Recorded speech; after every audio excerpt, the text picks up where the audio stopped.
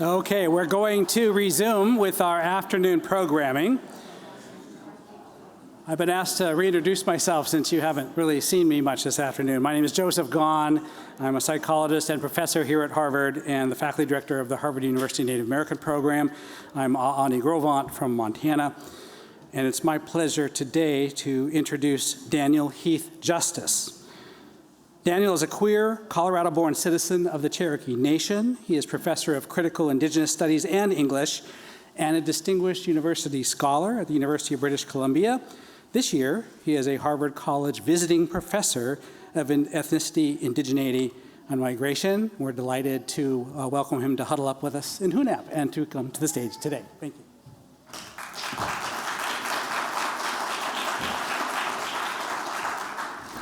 Wado Joe. Excuse me.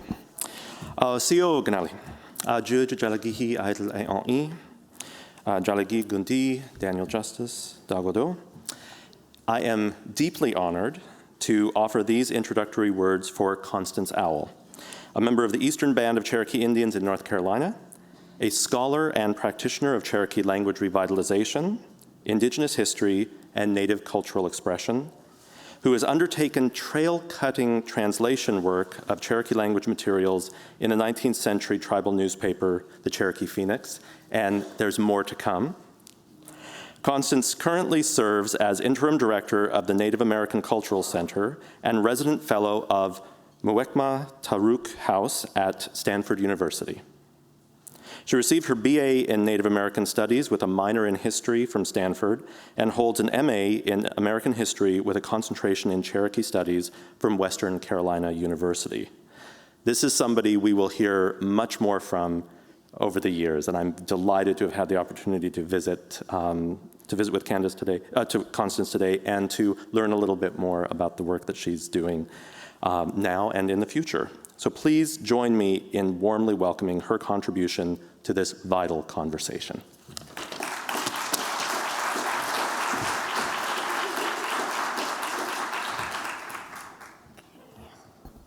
I'm short.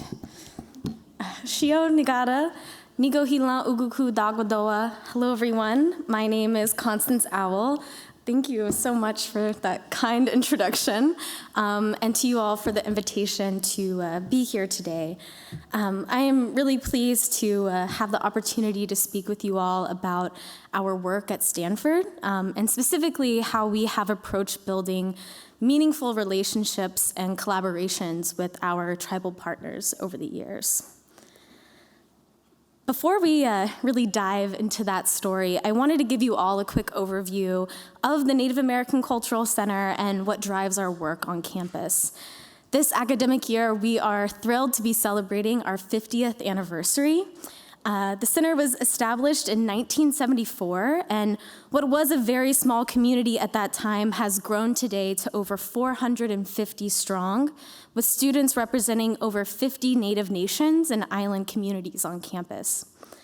At the core of our community sits a set of shared cultural values that are centered around concepts of respect, responsibility, advocacy, and thoughtful stewardship.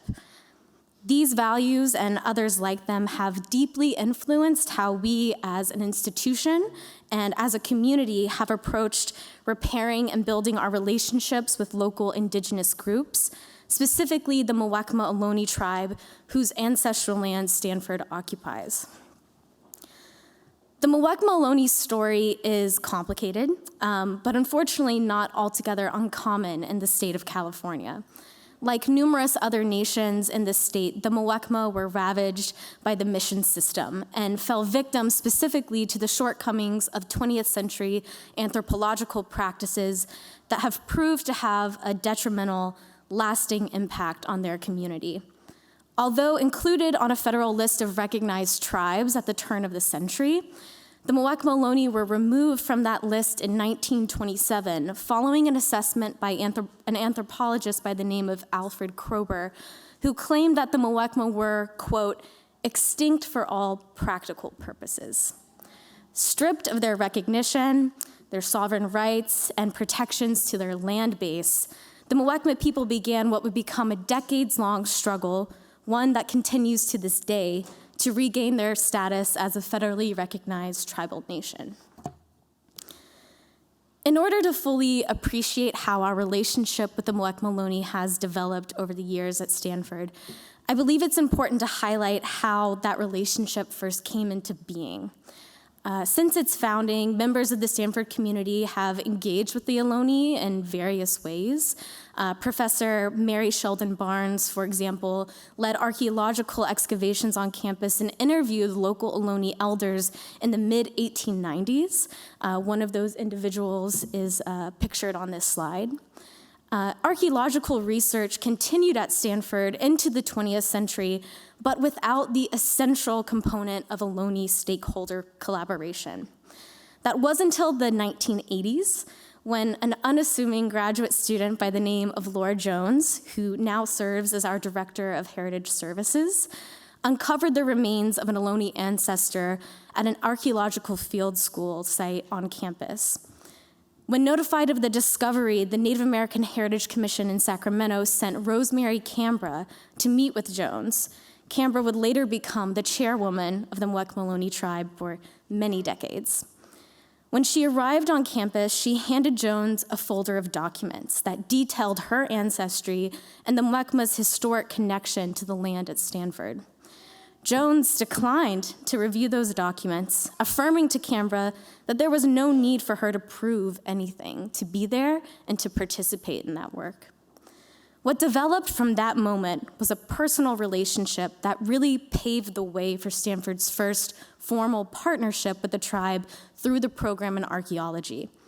Shortly thereafter, Cambra began to bring tribal members to campus regularly to engage and participate in the field schools. And in return, they invited Stanford folks like Jones to tribal gatherings so that they could learn more about Ohlone culture and perspectives. During one of those visits, it was shared with Cambra and others that among the collections at Stanford's Cantor Museum were hundreds of remains of Ohlone ancestors. When she learned this, Cambra demanded to see the remains for herself. And following a deeply emotional visit to the museum's collection space, she asked Jones pointedly, "What are you going to do about this?" From there, Jones and others began a campaign to repatriate all Ohlone remains held in Stanford's collections. Despite outcry in the academic world and staunch advocacy against the movement to repatriate from institutions across the country, 2 years later, Jones would drive the truck that carried over 550 Ohlone relatives to their final burial place, where they were laid to rest by members of the Ohlone community. 1 year later, the passage of the Native American Graves Repatriation and Protection Act added a legal force to the moral precedent that was set. Jones, reflecting on the backlash Stanford received for its decision to repatriate to the tribe, proclaimed, quote, "I would trade everything in our museum for one more Native American freshman at Stanford. This is not about collections. It's about being a place where Native people feel safe and valued, and you can't do that and have these remains here." Stanford's decision to repatriate prior to the passage of NAGPRA was a key action that sowed the seeds of what has become a dynamic, decades-long partnership between the university and the tribe. I tell this story because I feel that it really speaks to what has been at the heart of our approach to working and being in relationship with our tribal partners. It's about listening, acknowledging the harm committed by the institution, pushing for change and doing what is just, even when it's not required, mandated, or widely supported. Since the repatriation, Stanford's relationship with the tribe has grown beyond archaeological matters, thankfully. In the late 80s, Native students were successful in establishing the first Native American ethnic theme house on campus, and quickly formed a collaboration with tribal leaders and language revitalization advocates to select a new name for the building that would be in the Muwekma traditional language, Chochenyo.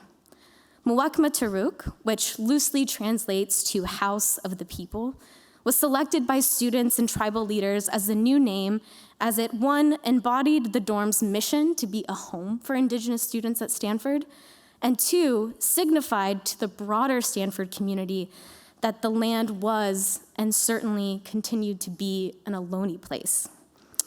When Chairwoman Camera reflected on the naming opportunity at the time, she stated that it was a blessing her people would always remember.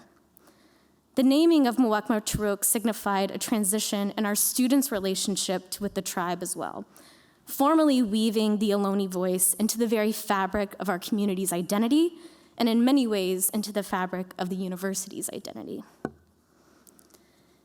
In the years that followed that naming, the tribe has become a fixture within many of the Stanford Native community's annual traditions. Every year leading up to the Stanford Powwow, the Ohlone bless the powwow grounds on campus and host an information booth about their fight for federal recognition throughout the 3-day event, the largest of its kind in the country. The tribe has also utilized the gathering to perform traditional dances the community has worked diligently to revive. You can see 2 Muwekma youth pictured on this slide at one of our recent powwows. And at the beginning of every academic year, the NAC invites the tribe to speak with our Native freshmen. We hold an annual toy drive for Muwekma youth during the holiday season and have served as hosts for many of the tribe's annual meetings, town halls, and community gatherings. Our students organize teach-ins across campus each year focused on issues the tribe is facing, and they work with tribal leaders and advocates to host phone banking and letter writing events to support their battle for recognition. All of these combined efforts for us are about truly being in community with the tribe, not just in partnership with them. About 6 years ago, our students also began a movement to rename all buildings and signage at Stanford bearing the name of Father Junipero Serra, the architect of the California mission system, citing the impact of his harmful legacy on California Native communities. What began a years-long effort that sparked intense ethical debate on campus, similar to the debates that surrounded the removal of Stanford's Indian mascot some 45 years prior, the renaming movement interrogated the very core of the university's values and called into question the authenticity of Stanford's commitment to honoring California Native perspectives and people. Ultimately, the students were successful, and the Faculty Senate unanimously voted to approve the resolution to rename 3 campus landmarks bearing Serra's name, in addition to the university's main address, 450 Serra Mall. The Muwekma Ohlone were invited as honored guests at the renaming dedication in 2019 and provided an honor song to those involved in the process. This renaming was key and served as a much-needed, fresh catalyst for the Stanford's effort to deepen their relationship with the tribe. In 2021, on Indigenous Peoples Day, the university leadership launched a website titled Stanford's Relationship to Native Peoples, which is linked on the Stanford main webpage. The webpage features Stanford's first ever official land acknowledgement, composed in collaboration with the tribe's leaders and in the spirit of supporting their fight for recognition, and includes guidance on its use for all university affiliates. 2 land acknowledgement videos were also made available on the website, one featuring 2 of our current undergraduates, and the other provided in the Chochenyo language by Muwekma Ohlone leaders. We know that this acknowledgement statement is not remarkable. We've talked a lot about that today. And it's certainly not the final piece to our work as an institution to repair our relationship with the tribe. And we recognize that Stanford can, and certainly should, do more to better develop and deepen its commitment to our tribal partners. And so, like many of you here at this very moment, we are also asking ourselves, what comes next? What more can be done? Most recently, we have, that's an acknowledgement statement. Most recently, we have focused on developing opportunities that will connect our students and our campus spaces more directly to the tribe and its members. Senior lecturer Michael Wilcox was recently appointed to be the first Associate Director of Native American Community Outreach for the university. Among his directives, which include teaching courses on Muwekma Ohlone history and culture, is a focus on building and sustaining positive communications with local Native communities and developing strategies to ensure that students are able to engage in research and service learning opportunities that are of interest to the tribe and that will contribute to addressing their most pressing needs. As part of his work, Wilcox developed the Muwekma Native Plants Garden, which will serve as an outdoor classroom and resource space for the tribe in the years ahead. Students have spent the last 2 years bringing the garden space to life, removing by hand non-native plant species and replanting native species in an effort to restore and rebuild the native ecosystem that will support the tribe's connection to traditional food systems and other natural cultural resources. While our students and campus advocates do the difficult work of pushing a true land back movement at Stanford, the garden has served as a small yet impactful first step towards decolonizing and rematriating the land. We are proud of what we've been able to actualize at Stanford over the past several decades in our partnership with the Muwekma Ohlone, and are really eager to see what this new era of collaboration and advocacy will bring. We also look forward to seeing and witnessing the related efforts that Harvard will undertake in the months ahead as it seeks to repair and rebuild its relationships with local tribal communities. Thank you again for the opportunity to share. Ski.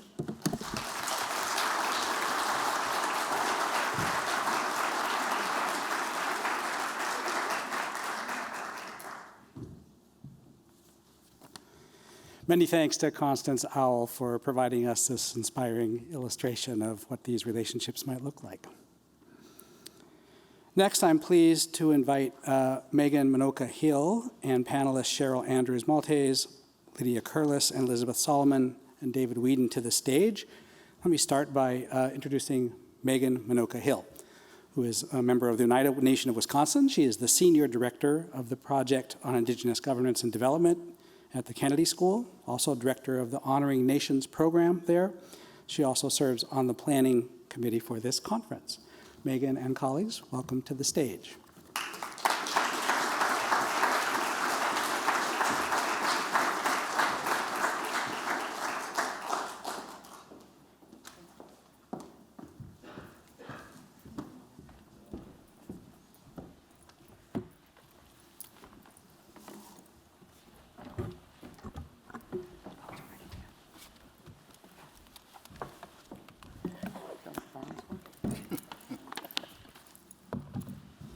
I was trying to get Councilman David Whedon to lead us in a game of Fireball. If you were here last night, you know what that means.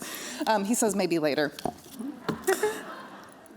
So for now, welcome to session 3.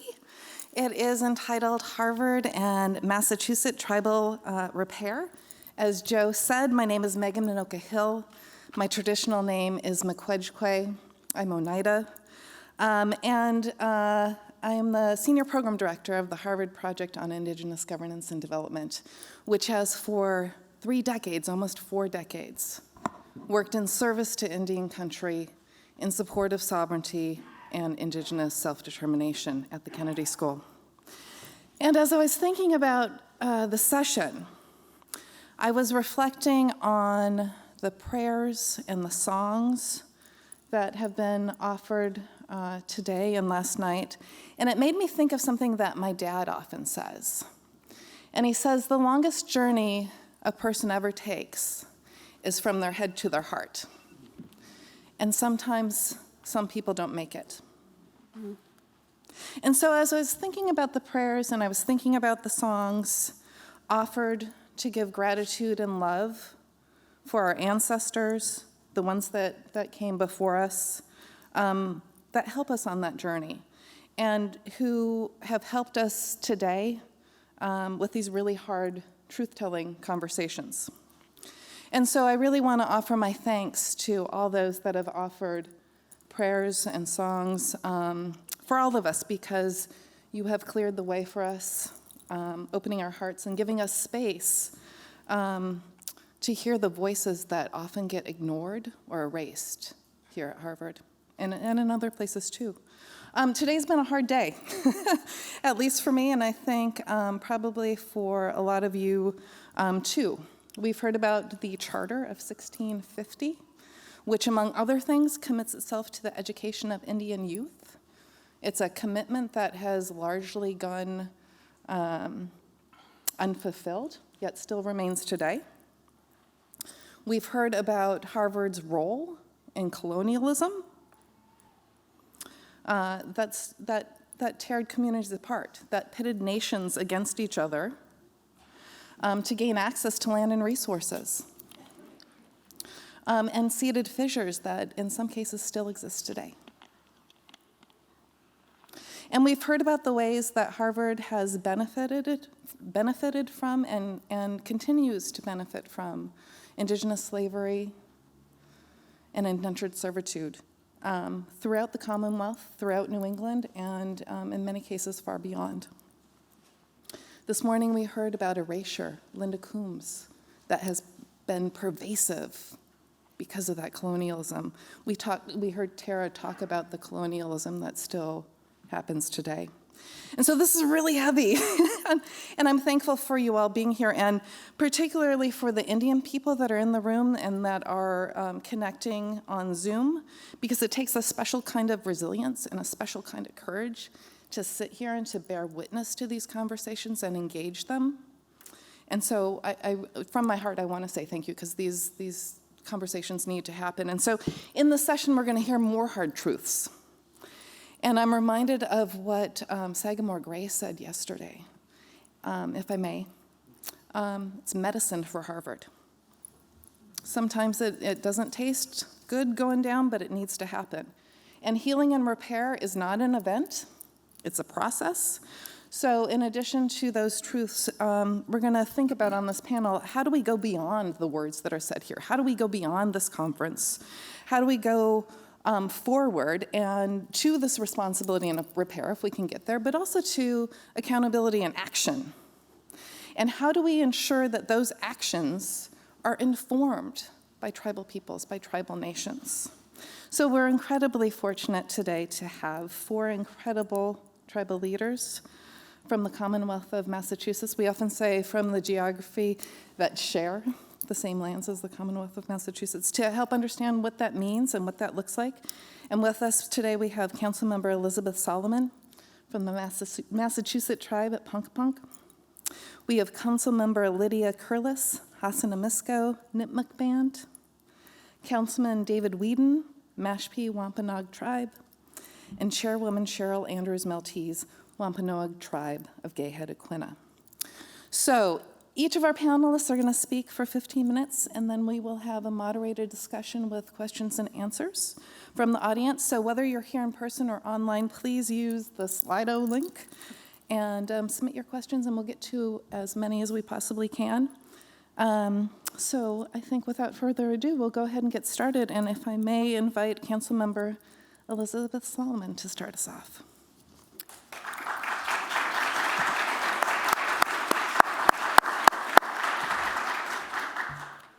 Thank you very much.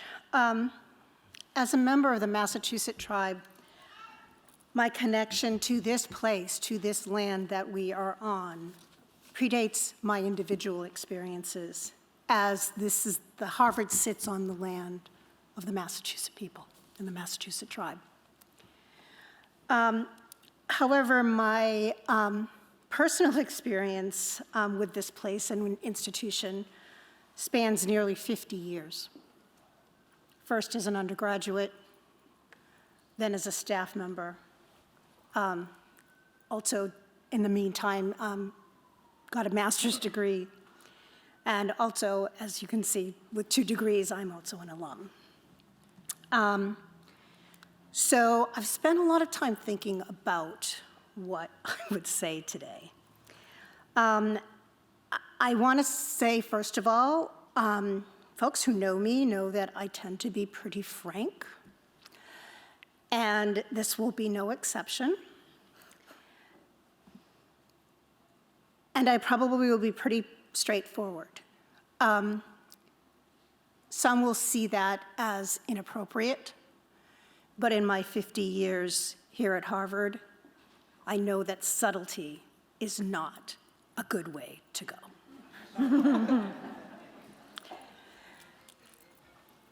As I thought about how I wanted to remain, and I also want to say, I am not the best extemporaneous speaker. I do have some notes. Normally I have like a whole thing that I sit down and I'm reading it, but I can't do that today.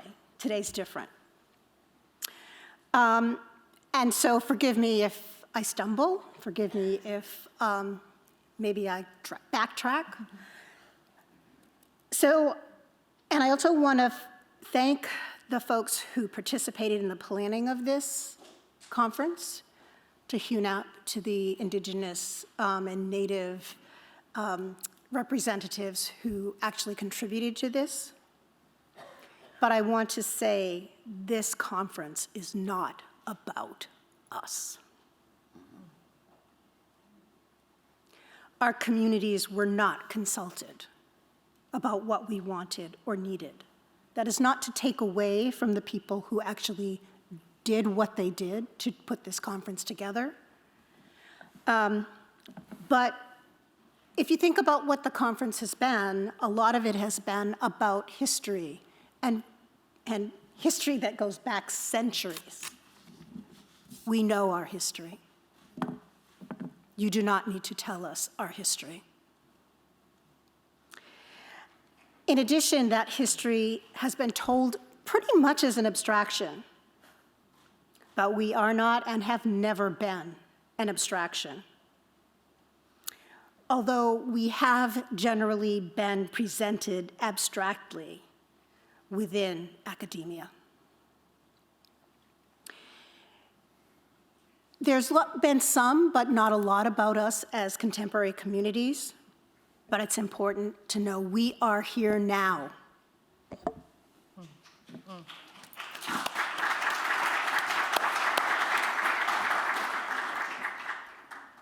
And my understanding of this conference was that it was about to be about Harvard's role in colonization, in dispossession, in cultural genocide, but in fact, we've heard very little about Harvard.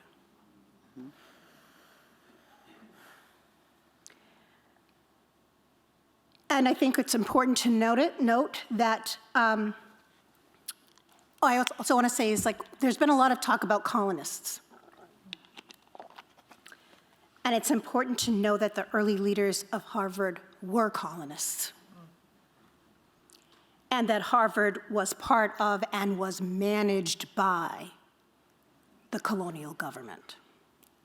So the idea of separating Harvard from colonists is an oxymoron. I also wondered, and I've been watching this online, I haven't been here in person, but who's speaking? Who's speaking for us? There have been some representatives, the four of us here. There have been others, but primarily it's been academics. So who's this conference for? I would argue it's not for our communities.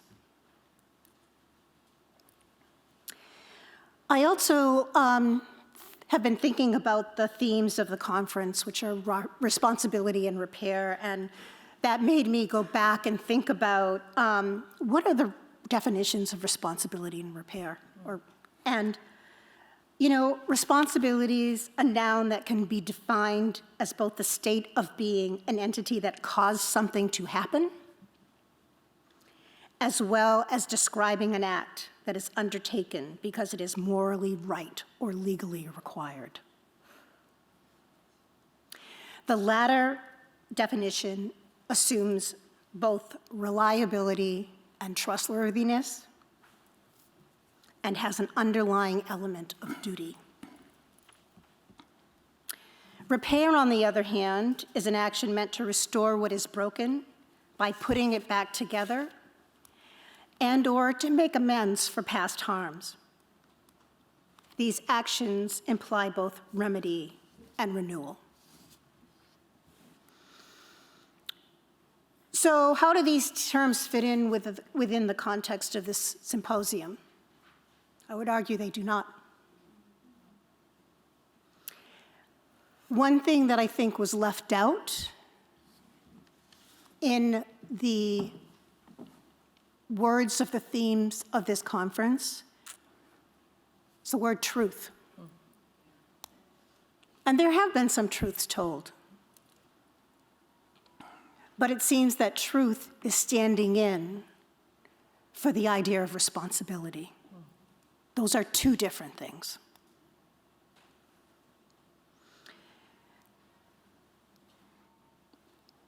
And so I feel that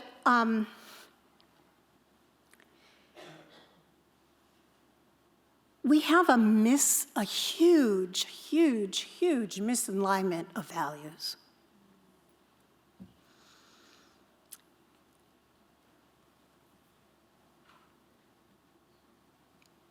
I don't say the things I'm going to be saying about disrespect or animus. I've been part of this institution, as I said, for nearly 50 years.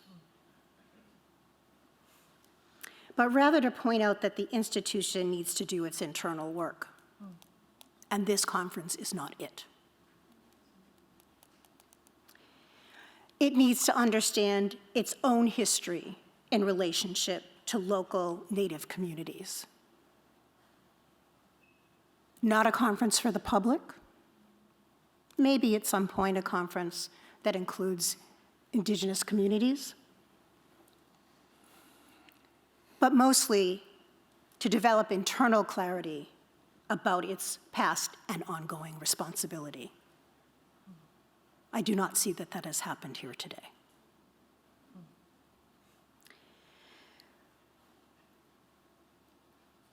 I said that it seems that history was standing in as a proxy for responsibility. And I talked about a misalignment of values. And I would argue that this conference is transactional in nature.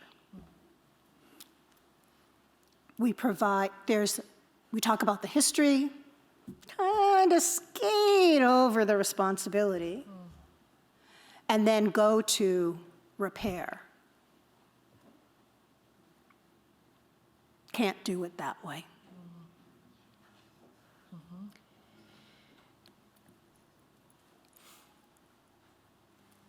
Dominant institutions and dominant societies tend to work on transactional natures and transactional ways of being.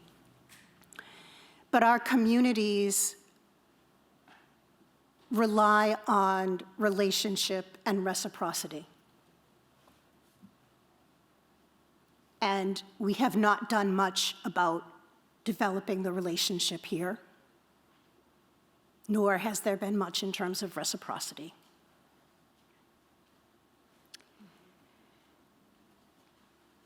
And so I think this conference is incredibly premature. We do need to get to repair. But first we have to go through truth. And then we have to go to responsibility. And then we develop relationship. And only through relationship can we address repair.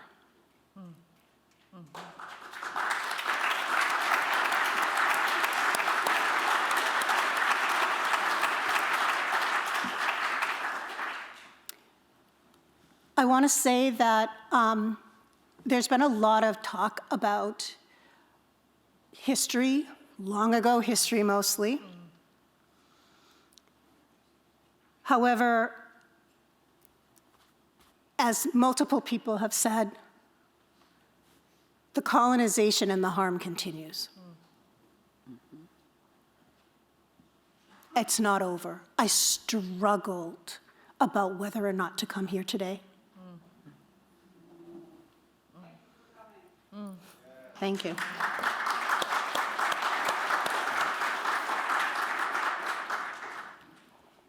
And I want to indicate, or I want to put out there that Harvard has been complicit and continues to be complicit in the harms of colonization. There's, and this is hard to say, but Harvard has a history of both being complicit in and facilitating the harms that happen in between Indigenous communities. Mm-hmm. Yeah. And will often take the road that is expedient instead of the road and what is right. So we're not ready for that repair. I don't think we're ready for that repair. There needs to be a building of relationship because Harvard does not have a relationship with the local communities here. And most individuals from the local communities do not have a relationship with Harvard.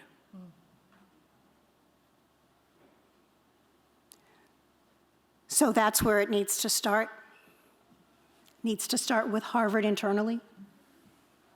Needs to continue with building reciprocal, meaningful relationships with Indigenous communities.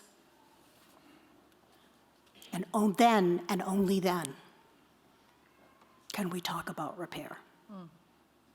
Thank you.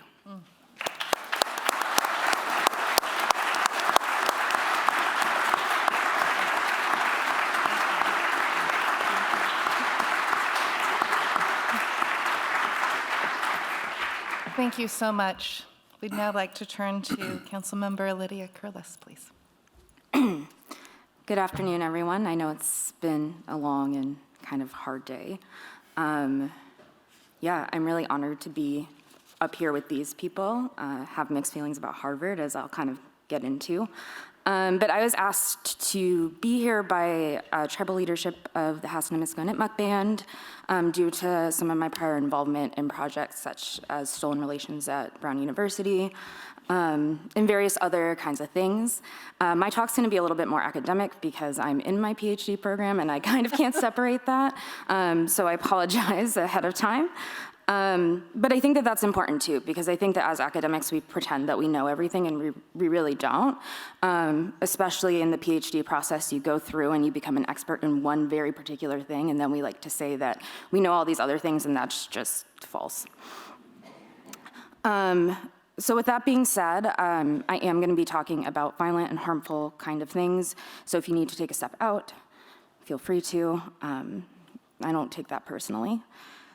So I kind of want to start with this quote from Tuck and Ree's Glossary of Haunting. And this piece is something that I've come back to often. So in telling you all this in the way, I am resigning myself and you to the idea that parts of my telling are confounding. I care about your understanding, but I care more about concealing parts of myself from you. I don't trust you very much. You're not always aware of how you can be dangerous to me, and this makes me dangerous to you. I am using my arm to determine the length of the gaze. At the same time that I tell, I wonder about the different endings, the unfurled characters, the lies that didn't make it to the page, the anti-heroes who do not get the shine of my attention. Each of the entries in this glossary is part of the telling. Together they are the tarot. Turn this one first in one divination. Turn another first in another divination. Yes, I am telling you a story, but you may be reading another one. So being here in Cambridge is very personal to me. I am a proud Cambridge kid. I grew up here. And so in that way, I've always kind of been on the periphery of Harvard, or rather Harvard's been in the periphery of my eyes, my mind. It's something that, you know, if you're a Cambridge kid, you're basically a Harvard kid. You know, from an early age, even before I was in elementary school, we were taking trips to Harvard's museums. And particularly one of my favorites was the Natural History Museum because I liked looking at all of the animals. But if you've been there, you know that it's connected to the Peabody Museum of Archaeology and Ethnology. And, you know, while I was in college, I was an intern at the Peabody. And I worked with collections, not full well knowing what that meant. And it wasn't until much later that I realized that these spaces were haunted. They were haunted by belongings, by the bodies of our ancestors that were held in collections, and by the legacies of white supremacy. The histories of New England, too, are haunted by these and other violences committed against us. Like other Indigenous scholars, I find the frameworks of haunting an apt way to talk about these experiences, particularly in the wakes of settler colonial infestations. Particularly in New England, there's this kind of obsession with history, and Elizabeth kind of talked to that as, you know, we're talking a lot about the past, a lot about history, and that translates into elementary school and high school. I was taught the Revolutionary War more times than I can count. I couldn't tell you anything about the 1800s because history basically ends in New England when the US starts. And if we really are being honest with ourselves, these histories are embedded with these violences, and they continue to be.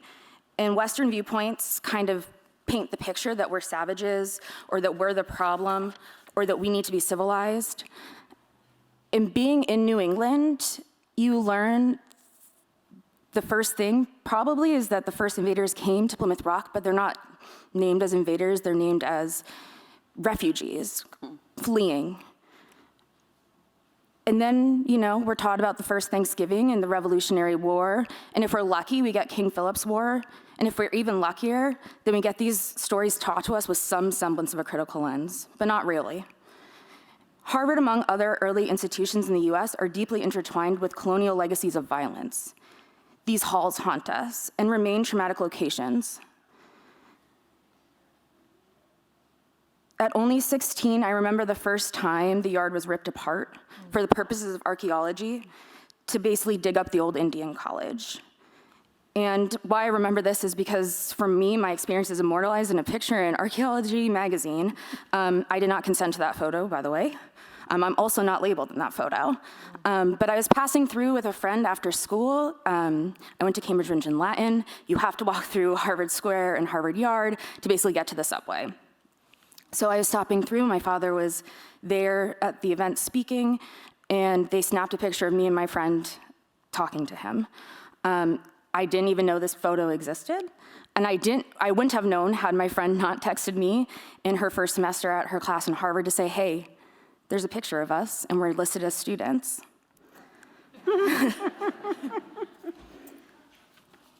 As a reminder, Harvard's Indian College was designed to assimilate and eliminate Indigenous presence through education and religion. This was in alignment with John Eliot's praying towns, the ways in which Nipmuc tribes particularly were forcibly moved off our lands. And this was true for Massachusetts tribes as well. We were forced to convert or die. And this process of coercing, while not technically enslavement in the way you might think of chattel enslavement, was arguably tied to the processes in which Indigenous people were subjugated to violences under the invasion. James Printer, a Nipmuc, was an apprentice at Harvard, and it was here that he was able to learn the skills that allowed him to help John Eliot to translate and form the Algonquian Bible. And this Bible is central to reclamation of languages across Massachusetts communities. And in these processes, particularly around the start of Harvard, in the attempts to assimilate, Indigenous people often did not work in the ways in which settlers planned. They kind of thought that they would just do their own thing. But imagine for a moment that your lifeways, your epistemologies, your understandings of the world around you, your connections, your relations, are all being torn apart. You would resist. At least I assume you would. And you would protect your communities and ways of life at all costs. And for our communities, these often end in violence, enslavement, or death. After King Philip's War, the Pequot Wars, and other settler invasions, settler intruders attempted to further destroy our communities, punished us by enslavement or by intentional separating of communities. And another form of enslavement, which we've already talked about, was indenturing or peonage. And this was often happened with the taking of children and placing them in homes for the purposes of them being raised correctly by whites. And this legacy continues on and is arguably the foundation for the processes of boarding schools, reservations, and genocide across the US, which further ripped apart these communities. When we acknowledge the intentional harm Harvard has been complicit in, we must also acknowledge the legacy of white Western education for tribal communities. In the many ways, education has been a way to eliminate and train Indigenous people into white Western ideologies and settler colonial beliefs. If we are to talk about responsibility and repair, we must consider how we are integrating Indigenous knowledge frameworks into these spaces. When I hear responsibility and repair, I immediately am brought to accountability. In Indigenous frameworks of knowledge and research, accountability is about more than naming past harms. It is about moving forward with considerations of communities and centering their needs. It also means being in good relation. In my research, I'm particularly interested in the ways in which cultural heritage institutions intersect with settler colonialism and how we may critique these processes from an Indigenous knowledge lens. In particular, it is important to note that these processes are biased and promote and extend settler colonial ideologies. Nothing is unintentional. Marissa Duarte and Miranda Ballard Lewis state that for non-Indigenous individuals, decolonization work means stepping back from normative expectations, that all knowledge in the world can be represented in document form, to some degree already is, and Indigenous ways of knowing belong in state-funded university and government library, archive, and museum collections, especially for the benefit of society's privileged elite. Archives and museums, by their very existence, are inventions of the settler colonial state that aim to create a unified cultural history. As part of this history was the collecting of Indigenous knowledge materials and ancestors for the purposes of science or for the good of mankind. In taking these things that weren't theirs, the knowledges and conditions of these belongings became unrecognizable to Indigenous peoples. If Harvard is serious about its responsibility to tribes, then it must consider all the ways extractive collecting has impacted communities and be ready not only to give back ancestors, but belongings, archival records, and land. Another creation of the settler colonial state is laws and institutions to basically hide behind and avoid being held accountable. In particular, NAGPRA 1990, the first law that held institutions responsible to return objects related to burial sites and protect objects from being taken from burial sites in the future. However, there are many loopholes. I've tried to explain this to my sister, and she asked me a bajillion questions, and I tell her I don't know. Because of all these loopholes, they're just excuses for doing the bare minimum and to be in compliance without ever giving a thing back. We must acknowledge that this is the bare minimum, and to be truly ethical and accountable, there must be true and legitimate action taken to return these stolen belongings. I also want to bring attention to the ways in which we discuss things such as responsibility and repair, the topics of the conference. When we talk about repair, it implies that there are already relationships in place that need to be tended to. Central to Indigenous method and theory is relationality and practices of being in good relation. Suffice to say, and I will not speak for my fellow community members and attendees or panel members, but there has been little to no real effort to build the relationships necessary to repair. Relationship building is central to this work, but relationship building takes time, it takes learning, accountability, and showing up for the community. This is not an easy task. And often, particularly in our capitalist society, throwing money at things becomes a way to be able to check a box. In the same way, things such as land acknowledgements allow institutions to check a box. Checking a box is no longer enough. Land acknowledgements without understanding and giving land back are just performative. To move forward, we have to move past performativity and move toward relationships that are meaningful and reciprocal. However, I also want to emphasize that repair may not be the answer. It may not be what tribes want, and institutions must respect that. To come to this work is to come to it humbly and to accommodate and put first the needs of tribes over institutions. To collaborate is to work together in reciprocal and ethical relationships that move not towards repair, but reparations and justice. I'm gonna skip ahead a little bit. Okay. Kind of as my final thought, and I've kind of brought this up already, we talk a lot about the past. We talk about Indigenous peoples being in the past. We talk about scholarship of Indigenous peoples in the past.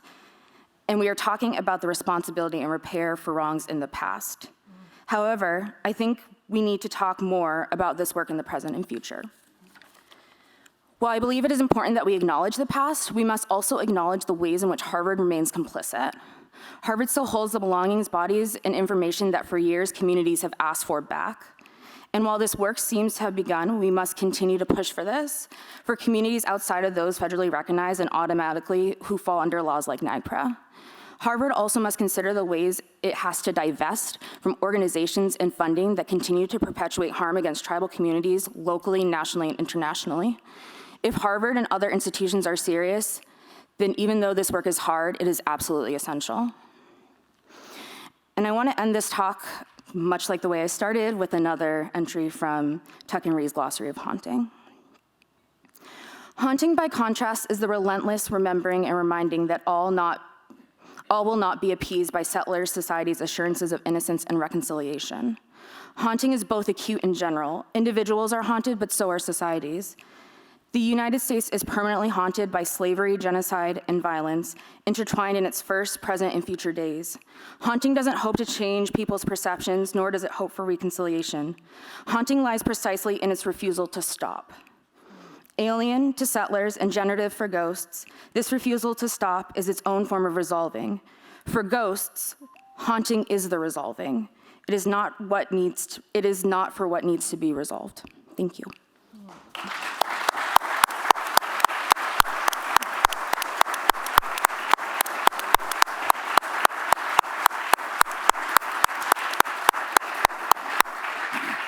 Thank you so much. We'll now turn to Councilman David Whedon.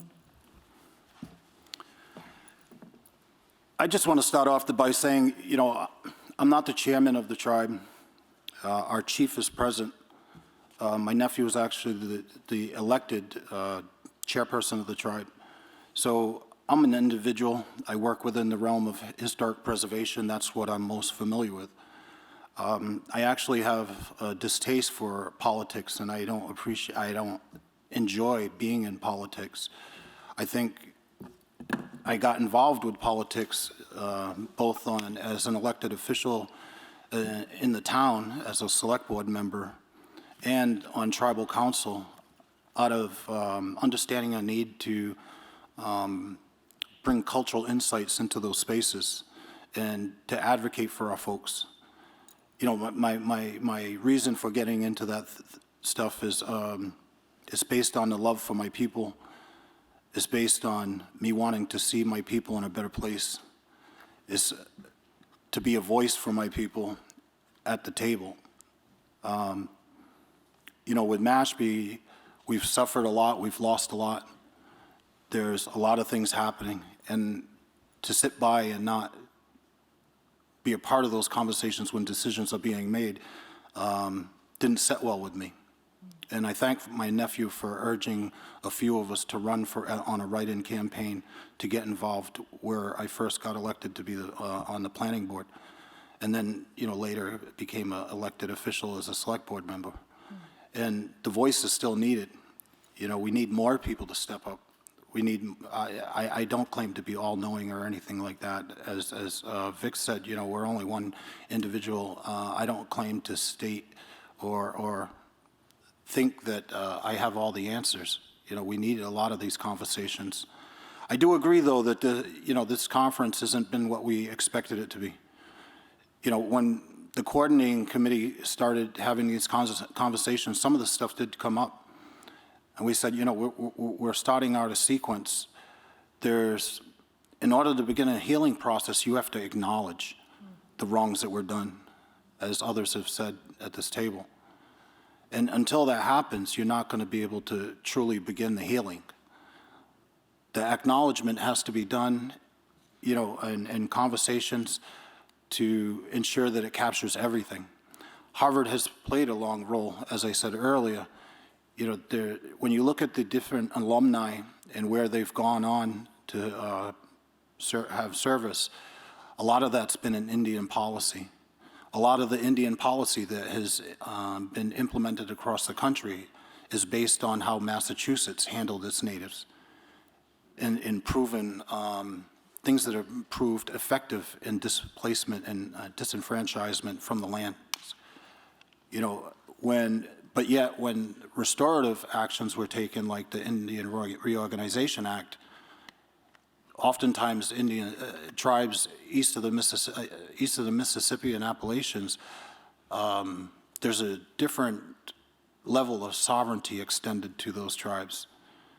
And I reflect on the Kachiri decision. you know, the Kachiri decision was a governor that really had it out for the Narragansett people and didn't want to see them elevate their sovereignty. And so they interpreted the word shall in a way where it was harmful to tribes taking land into trust if they weren't recognized after 1934. And when you look at things, you know, the Indian Reorganization Act started out as the New Deal. The New Deal was a result of John Collier's report and looking at tribes after the implementation of and the effects of the Dawes Act. Senator Dawes was from Massachusetts. He saw what happened here. It wasn't an original idea. It was an idea that stemmed from what they did to Mashpee and Aquinnah and the other praying Indian towns that existed here in Massachusetts. And so, you know, John Collier went out and looked at all the tribes on his own, and he came back and presented a report to the Senate Committee on Indian Affairs in 1927-28. And as a result of those discussions, he expressed the concern for how Native tribes were left destitute and no means of providing for their people. And they had nothing. And so then they commissioned, the Senate commissioned the Merriam Report. And that kind of influenced the New Deal and what later became the IRA. And in the IRA, you know, there's Section 16 and Section 17. So Section 17, you're afforded the opportunity to become incorporated. A lot of tribes use that as an economic development arm of the tribe nowadays. But for all intents and purposes, Mashpee and Aquinnah were essentially Section 17 tribes because they were incorporated by the state that asserted, you know, malfeasance. They asserted their jurisdictional authority and incorporated the townships against the will of the people. And, you know, in particular, Mashpee has a title in deed that says that was only to be done if there was a meeting held specifically for that purpose. And it had to be a unanimous decision in order to transfer any lands or waive their rights and interests to those lands. Yet the state didn't even get a majority, never mind a unanimous decision. It was 48 to 52 opposed, and yet the state still incorporated the township. But we served in those roles, and that I'm proud to say that we held those positions. Up until about 1960, we held all the positions within the town, the school department, the police department, the educational department, the town government. You know, we were functioning. It resembled a lot of what tribes are trying to achieve today with their tribal councils and economic arms and everything else. So when I think back in, you know, the Indian Reorganization Act, and if law was applied equitably and justly, then, you know, there shouldn't be a hierarchy of sovereignty within Indian country. You know, there should be equal sovereigns. All tribes should be sovereigns to the full extent. We've all lost so much. And, you know, if you're trying to address the wrongs done by the Dawes Act, then if you're doing restorative justice, then how come those same things don't apply to the tribes here in the East? You know, extend full sovereignty to them. And so there's a lot of work to be done on policy. NAGPRA is another one. You know, we fight over being able to identify cultural associations, and that prevents us from getting the ancestors back into the ground where they belong, where they should have never been disturbed. And we get hung up on those things. So laws are subject to interpretation, and, you know, Harvard plays a significant role. A lot of their graduates and alumni serve in positions within government that create policy. They end up as justices in all aspects of government. And so Harvard needs to take a hard look at its pedagogy and maybe should apply some critical race theory to that to figure out how they can restore and correct the wrongs that were done. Take a hard look at yourself and what you've been teaching, Harvard. You know, your folks have really influenced Indian policy. in Massachusetts and New England, in particular, that have affected all of Indian country. And, you know, each of us have a unique experience, but there's a lot of similarities throughout. Tribes in the East are no different than the things that are tribes encountered in the West. It just happened sooner, and maybe not to the full extent of the wars, Indian wars, and termination era activities. But there's a lot of things that Harvard could do. You know, doing position papers and white papers. They have a lot of resources. They need to reach out to the communities. You know, don't sit back and let academics think, I know what's good for you, I know what's helpful to you, and I know how to answer your... Come and talk to us and ask us what we need. You know, there's need for economic development. There's need for self-governance training. We need anthropologists to tell our own stories. You know, it gets tiring and exhaustive to hear academics telling our story for us because they lack the cultural insight to be able to tell it correctly. And every time somebody else, you know, feels they did a good job and they want a pat on the back, you know, we have to read over that and we see just yet another story that's been told incorrectly. So, you know, we need capacity building and development. You know, Harvard, you want to talk about land back? I know I can speak to Mashpee. There was individuals that were associated with Harvard. Lowell was a dean. He owned quite a bit of property in Mashpee. There was also a school that Harvard ran that was a boys' school. That mysteriously got burned down. And, you know, there's properties that either they once were or they still are associated with Harvard. You know, give those lands back, you know, and no strings attached.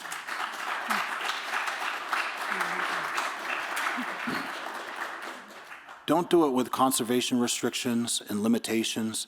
If you're going to give something back, then give it back.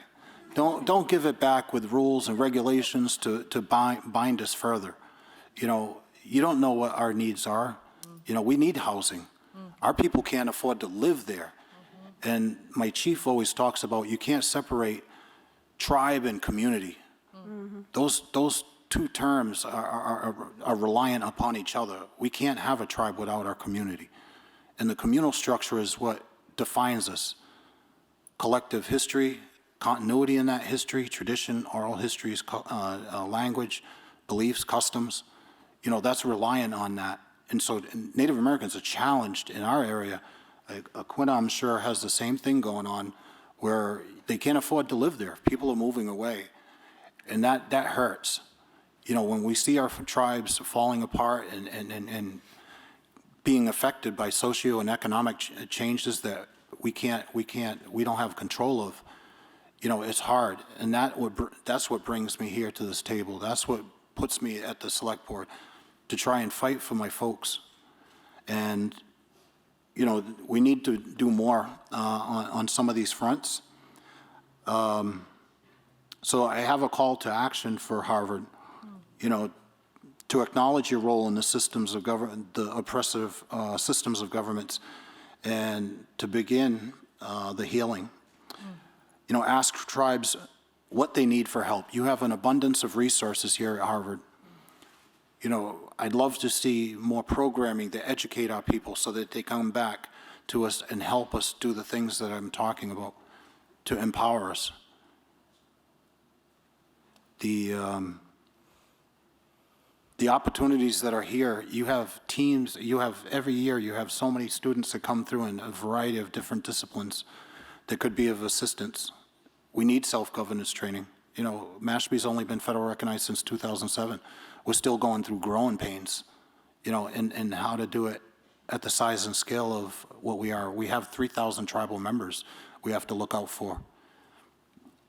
And so, you know, things like that, I know for historic preservation, there's a lot of research. I don't even know what Harvard has here in their libraries, in their institutions, the data collections. I have no idea. You know, fully understanding what you have would be helpful so that I can start a process and train somebody or have assistance in training somebody to put together museum exhibits that truly tell our story but it's our story as we want to tell it, based on the documents that you retain. You know, this would be helpful. Helping us establish co-management agreements with the different entities and powers that be. That would be helpful. Advocate for tribes to have shared jurisdiction in our ancestral homelands. We're not defined by the boundaries that we live within today. You know, our inherent rights are just that, they're inherent rights. Acknowledge and reaffirm those inherent rights, Aboriginal rights, interest, jurisdiction. Acknowledge them and reaffirm them. You know, teach that. The law, there's aspects of the law that I think support these positions that I have. But laws are always written in a minimal sense, and then they're written in such a way that only a limited few know how to navigate the loopholes. And that's done with intent. And the law is also diminishing where, you know, they say federal jurisdiction, they have to consult with federal, state, local municipalities, stakeholders, and then tribes at the end. That diminishes, in how you interpret that, it diminishes the level of sovereignty in the spirit of the law. The tribes need to be right after the federal government in the hierarchy of sovereigns as bodies of politics. And so, you know, there's things like that that need to be addressed. Harvard could play a crucial role in doing a significant amount of repair in that regard. And, you know, Mashpee needs help. I know Aquinnah needs help. Other tribes need help as well. And, you know, Harvard could do a tremendous amount of help in that area as far as educating our people and getting us to build internal capacities and things of that nature. Thank you.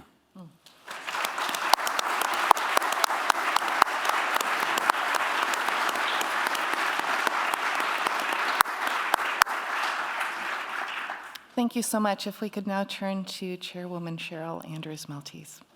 Thank you. I have to say, like with what Elizabeth said, this is not exactly the forum that I thought we were going to have when I was invited all those months ago. And not to take away anything from the people that have spoken, because their words are true, and it's very interesting, and in some cases entertaining, but that's not what we're here, well, that's not what I'm here for.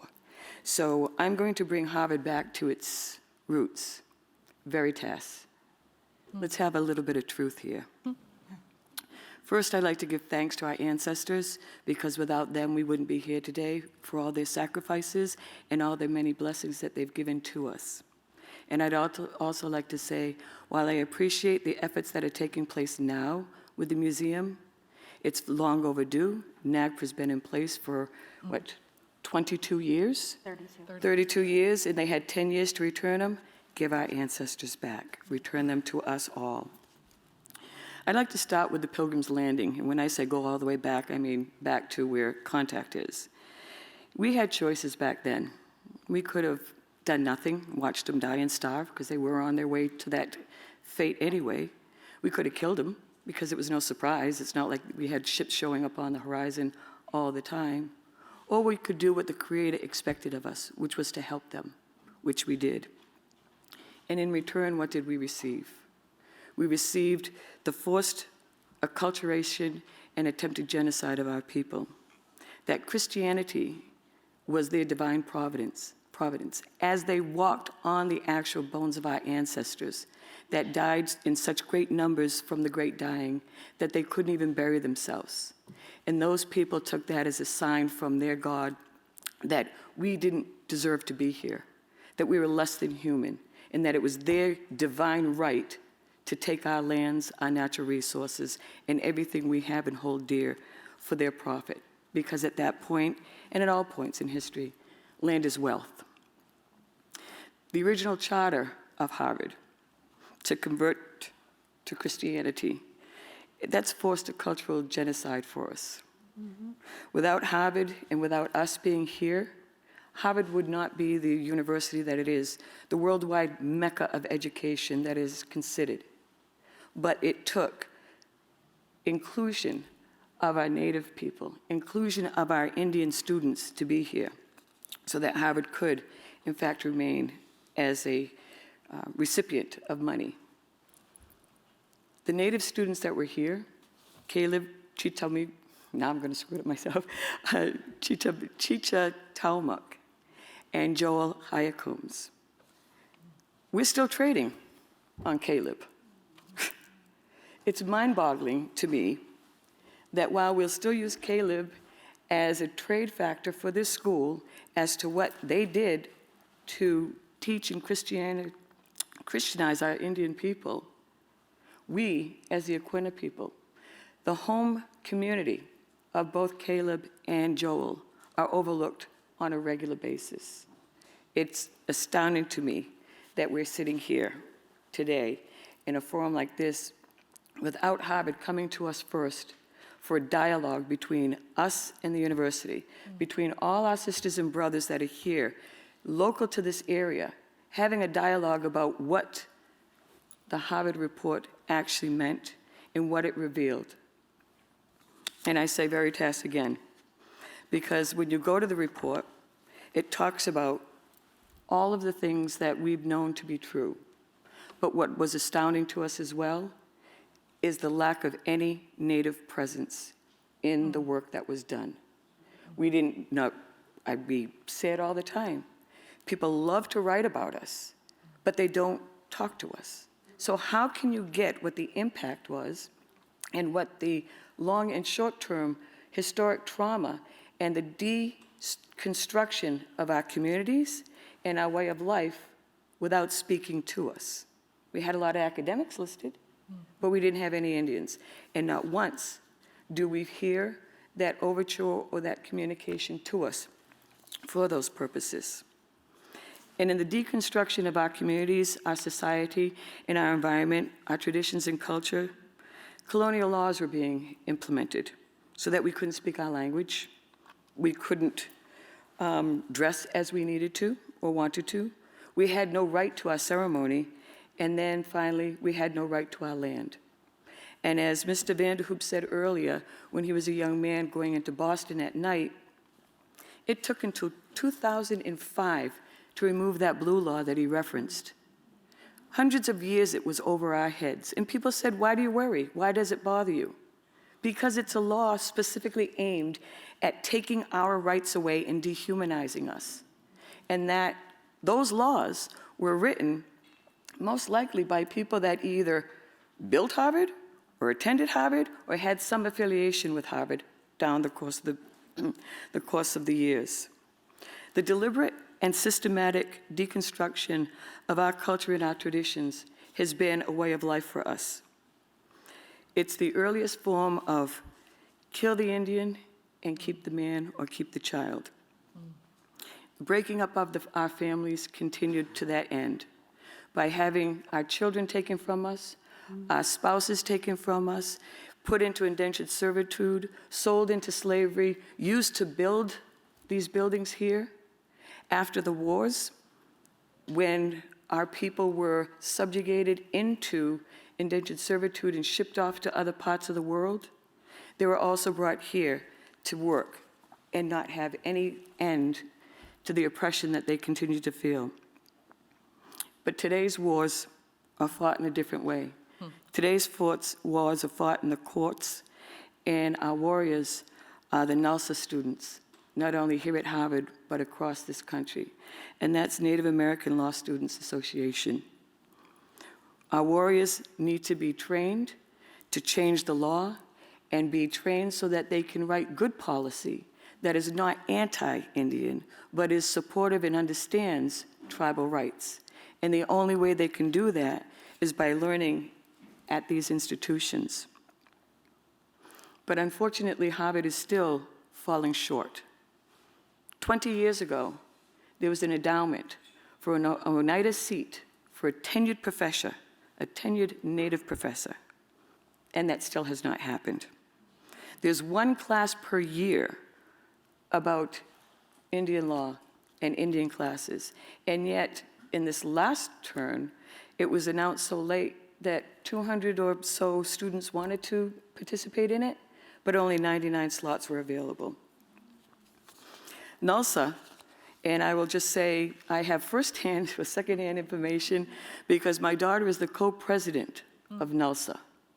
Not only has she not been invited to participate in this or anything else that the school has, she's in her final year of law school, and yet, again, overlooked, marginalized, disrespected we are.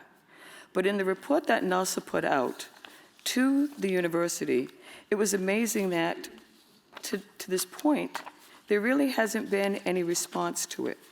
And they had simple asks that they are able to join and get support for a Native American Indian Law Journal with other law schools across the country who are doing a job at fulfilling their obligations to their Native students and really fortifying and providing a space where those students will be able to learn and graduate to be able to change law and policy that will positively affect Indian country. You know, having a real federal Indian law and Indigenous rights in the curriculum, a body of work that is necessary to be able to build strong leadership, not only for tribal and Indian lawyers and policymakers, but for other non-Native people who want to take up the charge and champion with us. Professors in Indian law are going to be critical for that. And when you look at how the schools in comparison, it's a stark, dramatic contrast between what Harvard's doing for their curriculum and student body Native to what other schools are. And I encourage Harvard to take a look at that as well and to respond back and see how you can build something, because that's where we're starting the beginning of being able to have the repair. We have to build our infrastructure through our people, through knowledge and being able to work in the system, because we can't change the system from without. We need to be within. And if Harvard's going to remain the pinnacle of education, teach and train our young people, teach and train our adults, give us the tools and get out of the way, because we can do it on our own after that. Thank you. Additionally, thank you so much. Additionally, when the study came out, and that was what, in 22, my tribal council, we sat and deliberated for the better part of an entire meeting about what this report means and what they're asking for the actionable steps that Harvard can take. And on September 30th of 2022, I sent a letter to the then President Bartow with what our tribal government wanted to see in the way of change, actions, and rebuilding. We made it clear that we know who the first graduates were, and they should too. If they didn't, I explained in quite great detail, pages long. And then, as we get through, we're looking at how Harvard, in its infinite wisdom, has not even responded back to the letter. Over a year has gone by, and in a simple fix, we asked that because of the relationship that we believe Harvard should have with our community, because of Joel and Caleb, that Harvard, one, create an Aquinnah Wampanoag tribal representative position on the implementation committee to be approved by our tribal council, to create income-blind and needs-blind based full cost of attendance and scholarship in Caleb and Joel's names, specifically for 2 enrolled Aquinnah, then also, and the same endowment, to fund perpetually for the above scholarships, and to create additional income-blind, needs-blind-based full-cost of tuition scholarships for a minimum of 2 enrolled members of other federally recognized tribes of the Commonwealth, as well as 2 members of each of the state-recognized tribes within the Commonwealth, and to establish a formal relationship with, at minimum, these tribes to appropriately and formally recognize Harvard's responsibility to us and to try to rebuild a relationship that we can move forward to try to heal the historic trauma that we still bear with each and every one of us today. My daughter's here because she could envision that. I could not, nor could my mother.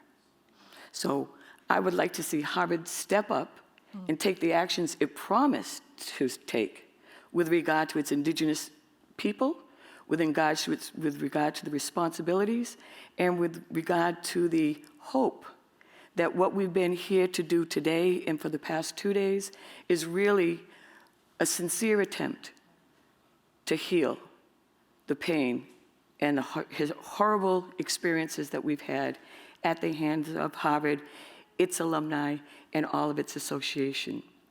This oppression went on for centuries, almost 4. Let's take the first steps in trying to fix that today.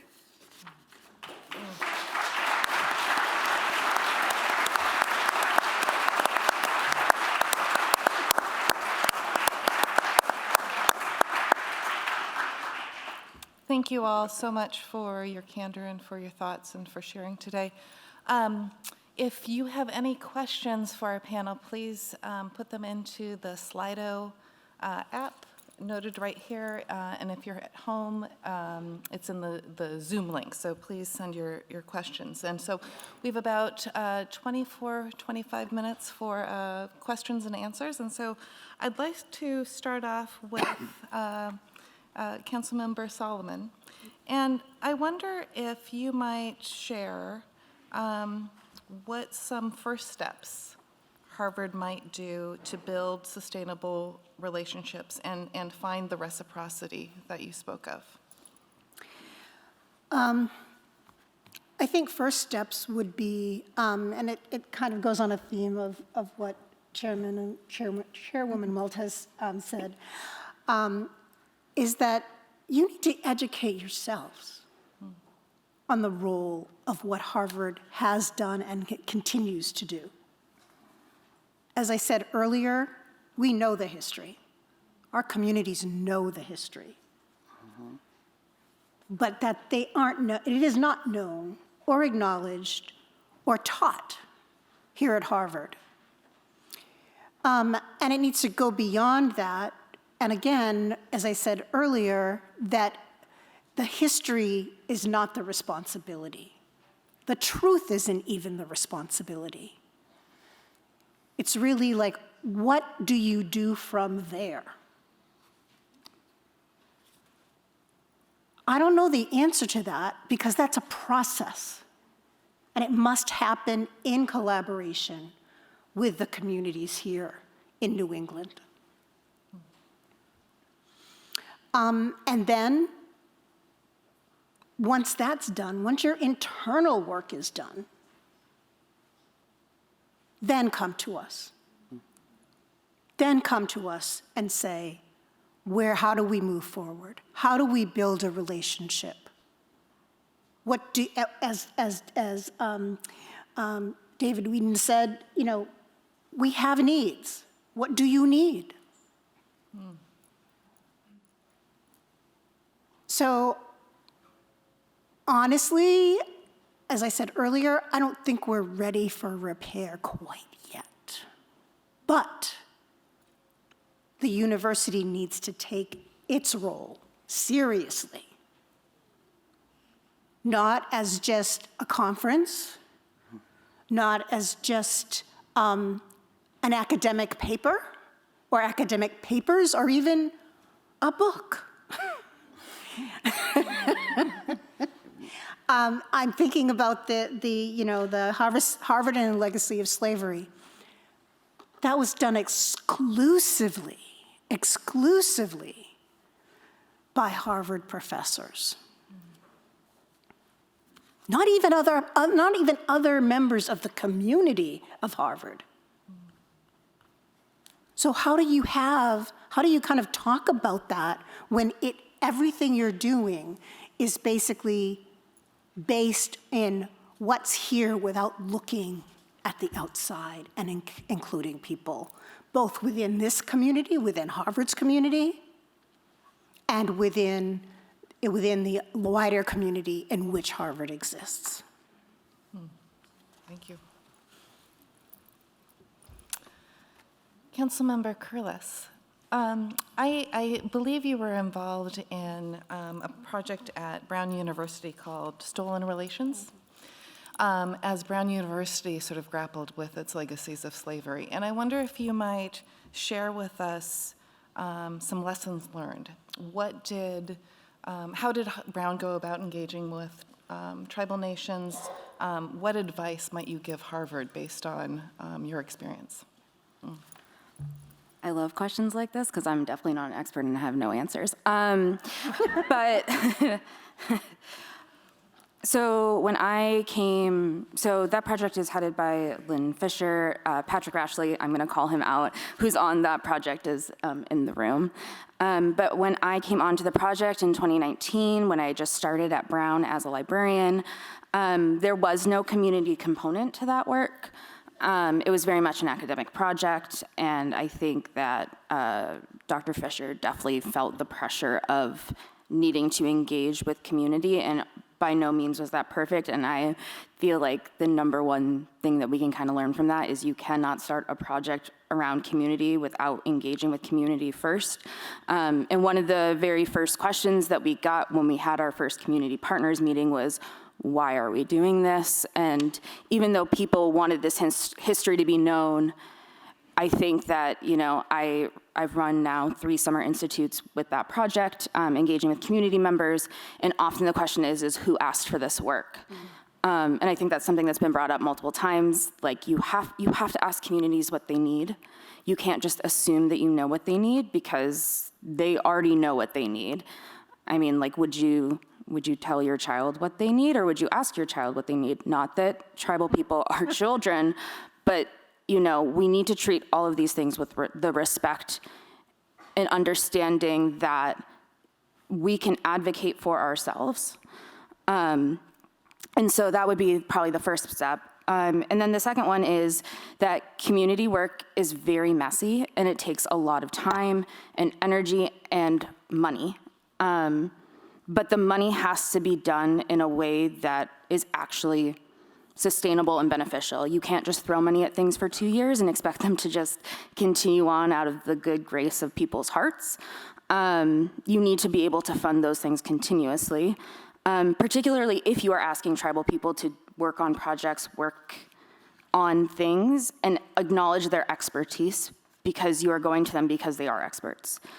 Tribal members are experts. It does not matter if they have a college degree. It does not matter if they've gone to school at all. They are experts. They know what they need, what they want, their own histories.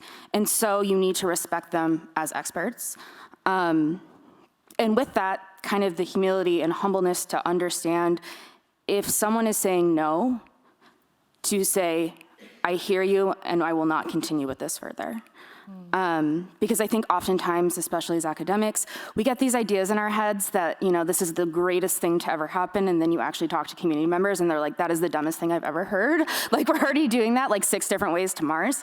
And so to be able to understand when people are saying no or giving that feedback, it's not because you're a bad person or you're dumb. Well, I mean, sometimes it is, but but oftentimes it's really because that's not what the community needs. So when the community is saying what they need, you really need to, like, listen.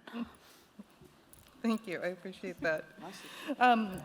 Councilman Whedon, you serve as tribal councilman for Mashpee. You mentioned that you are a town select board member and you're the director of the TIPO. And I wonder if you might speak to the way that Harvard can build relationships with local tribes without placing the burden on those tribes. If you might sort of expand on that. Some of the areas that are critical issues within the town of Mashpee, we have 2 bays that are becoming eutrophic at an accelerated rate. Brian Howes from UMass Dartmouth would come and provide. He's passed on now, unfortunately, rest in peace. But he'd come every year and make a presentation to the town select board annually, and he'd explain to us how the bays are dying and the bays are becoming eutrophic. You stole our land, and I blame the state, the local municipality, the regional county authority. Your laws have been ineffective. If you were to grade and critique the success of your legislative regulations and everything else, it'd be a failure. the two bays that we rely on have sustained us for thousands and thousands of years, fed us for generations. You know, there's certain species that aren't even there anymore, like scallops are getting harder and harder to find and other things of that nature. Now we're experiencing, you know, contamination from the base with PFAS and things getting into the surface waters that are draining. The deer drink from the rivers and the ponds. We eat the deer. The effects of PFAS are cumulative. The two rivers, primary rivers within the town of Mashpee are also deteriorating. They are suffering from nitrogen, a lack of infrastructure. So the town was aggressively, you know, Mashpee, there was a land suit in '76, and after that land suit, the town aggressively started issuing building permits to tie up the lands and get everything built. And so there was no land to go after when Mashpee got federal recognized. So we only have 300 acres, and you know, some of that's split between Mashpee and Taunton. And so there's that need for being able to carry on your life ways in a way that's healthy. And Mashpee needs to set, we've been received the ability through the Clean Water Act to be treated as a state. We can set our own water quality standards. That's a huge effort to do, to write legal documents that set, you know, parameters for regulatory compliance. We're not trying to tell our tribal members not to eat or what not to eat. We just want to inform them as to recommended consumption levels and set standards that are going to help restore those environments. We're not trying to maintain the status quo of the environment. We need to take reparative action, actions that are going to repair them and heal those areas so that they yield what they used to yield, so that we can have those subsistence lifestyles carry on, because that helps us offset the food cost and socioeconomics of everything else. And so, you know, when we say we're part of this land, we eat from the land, we drink from the land, we are part of the land. The land's part of our DNA. And, you know, restoring the environment, everything that we rely on, that's crucial. In other areas, you know, the economic development, there's a lot of opportunities for tribes these days. You know, how do you get there? It takes, you know, feasibility studies, business plans. You know, tribes need to have strategic plans and visionary plans to set a course, to bring everybody in alignment, to create a common path for us all to work in unison. You know, things like that are areas of expertise that I think Harvard has resources and capable people to help with those things. You know, to strategize and set a path forward that's going to be empowering to tribes. Thank you. Chairwoman Andrews-Maltais, I wonder if you could share with us what justice looks like. That's a good one. Well, I can't tell you from firsthand experience what it looks like whatsoever, to tell you the truth.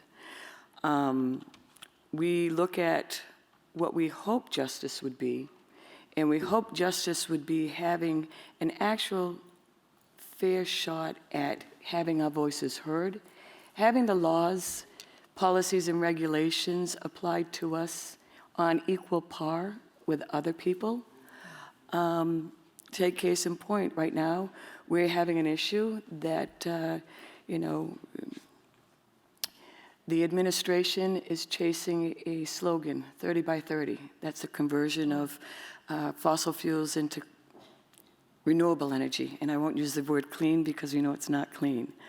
But right now, we're faced with the destruction of our way of life as far as ceremony.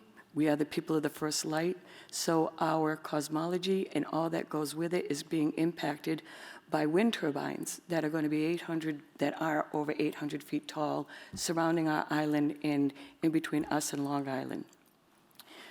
We will have them also disrupting and destroying our submerged archaeological resources. That includes information that will be, change the narrative of how long we as Indigenous people have been in the Northeast, to the tune of tens of thousands of years versus what the archaeological and anthropological communities want to share.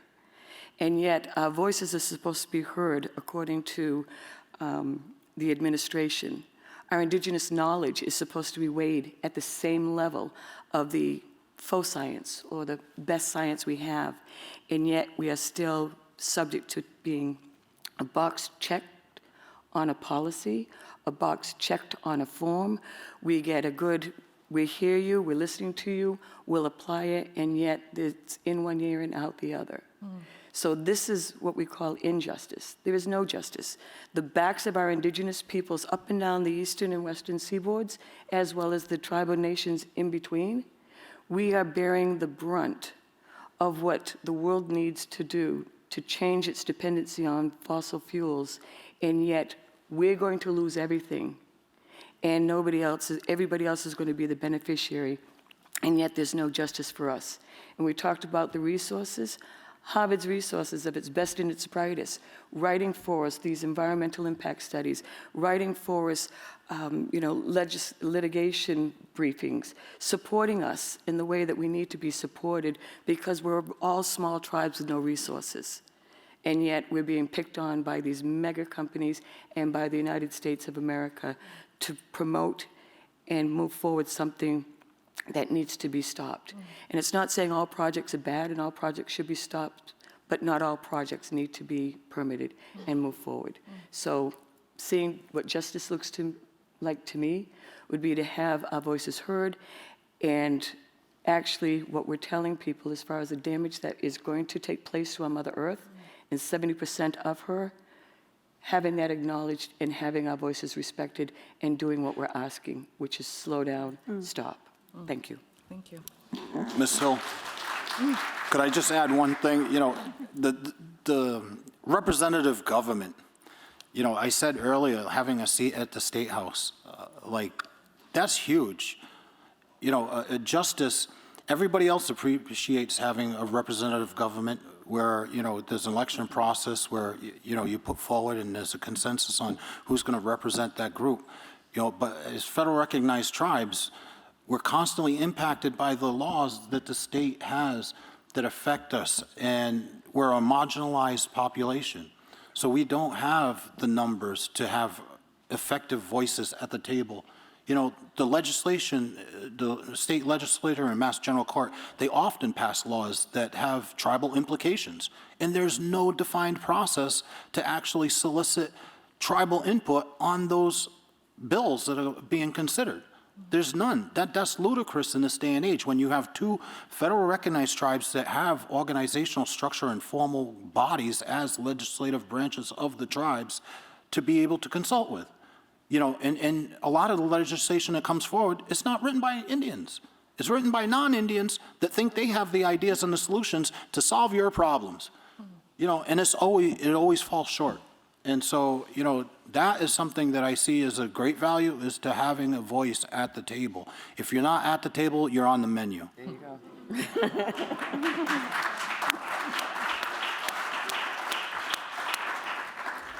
Well said. Councilmember Solomon, you have been at Harvard for a long time, for 50 years, I think you said. You've seen everything. And more than you've ever wanted to. We have a question here, and it says, Harvard is a political and educational and economic, a territorial, spiritual corporation. How can Harvard act holistically in these spheres rather than in a segmented way? We often say Harvard has, it's very decentralized, and it's often hard to connect the dots. And so in your experience, what advice would you give? Oh, boy. Well, I'm going to kind of answer your question, but that question, and not maybe necessarily in the way it's meant. But I'm going to go back to responsibility, relationship, and reciprocity. And Harvard's endowment was mentioned at least once in this time. And I know it's over 50 billion. I haven't checked recently. But we look at everybody as Lisa Brooks, who's not here, but there's that we're all part of the common pot. And we all need to be sustained. And that means taking what you need and leaving plenty for others. Having an endowment of $50 billion is not taking what you need and leaving plenty for others.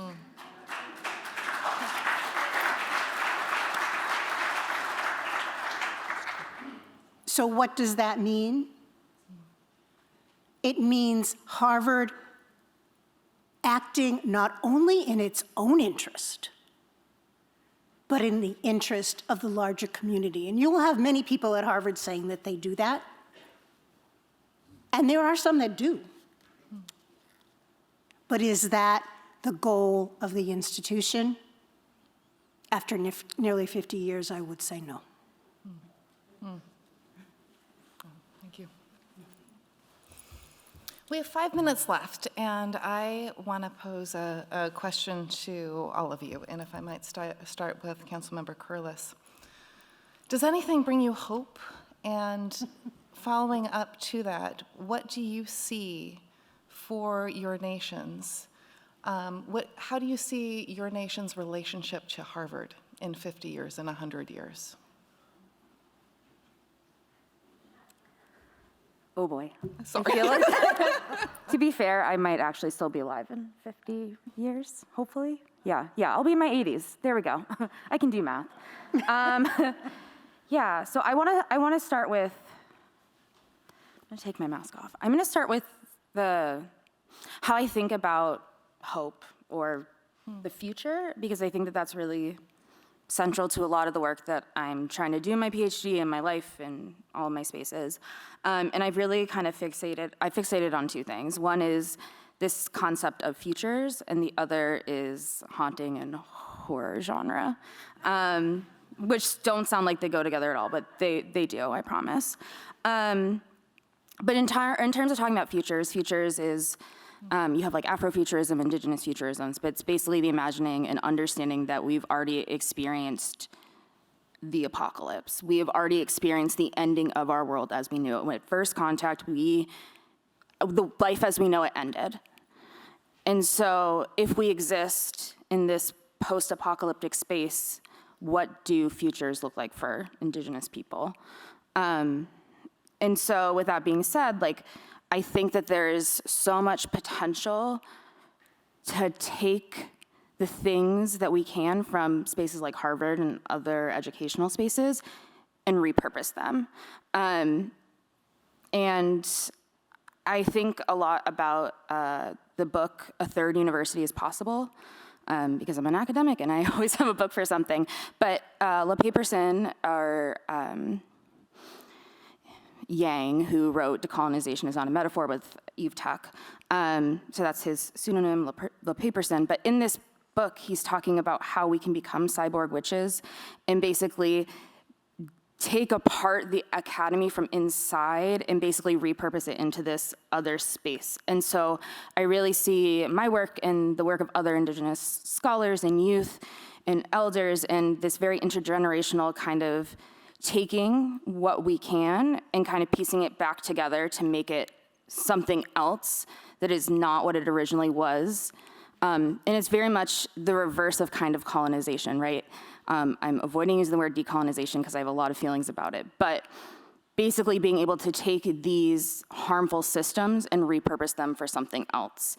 And so what I really see potentially in 50 years is Harvard probably will be exactly the same. Let's be real. Institutions are becoming more and more corporatized, which is a word I just made up. But I don't think that to ask Harvard to do the things that we want Harvard to do would mean destroying it, pulling it down brick by brick and starting over, imagining a different future. So assuming that that doesn't happen, instead, I see it more as we are taking what we can and repurposing it. Thank you. What gives you hope? We're here. we're starting the conversation. You know, where we go from here, the ball's in your court. You know, a lot of times on the town side, to see where your commitments lie, you look at the budget. You know, how much are you appropriating commensurate to the legacies of an injustice annually? Not one time, annually. You know, put your money where your mouth is. Let us see your actions. You know, actions speak louder than words. So am I hopeful? Yeah, we're here. We have a room full of people. You know, somebody's listening. I hope somebody, decision makers are within the audience or they're behind the cameras on the other end of the web, you know, to be able to effectively make change to bring us to a better place. I always remain hopeful. I try not to dwell on the past and just, you know, feel sorry for the things that were done. There's always a path forward. It's up to us in the present to make the corrective action. We can't change the past. But our ancestors rely on us to make an effort to get to that place so it's a better future for our children. And so that gives me hope. You know, we have a lot of young people. Our language is coming back to us. That gives us hope. You know, the environment seems to be on everyone's mind nowadays. You know, that gives me hope. So I see hope in a lot of things.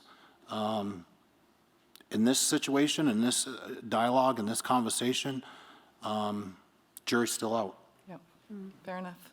Chairwoman? I have a lot of hope. As Councilmember Whedon said, we're here today starting it. And as I mentioned last night, the longest journeys start with the first step. And this is one of the first steps that we're taking. And while we have this forum of this type of a symposium, which was really nice, and I appreciate the opportunity to be here, I think we have to delve into the real trauma that we're talking about. And as many of the speakers said, talk to the tribes that were affected. Have those forums with us. We've got our Pequot Tribal Nation that's listed in the report. We've got us. We've got everybody sitting around this table and within this community. Have those one-on-one discussions as well as group discussions, and then open it up for these larger audiences with humor, with references to past, presents, and other things, great deeds that are working, great work that people are doing. But I'm hopeful that we are turning the page and turning the corner, that we can actually have some positive change for the future. And that's what we do. We stand on the shoulders of our ancestors so that our future generations can stand on ours. So thank you. Thank you. Last word, Hope?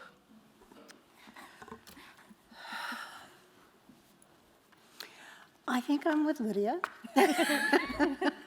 I think that that there's,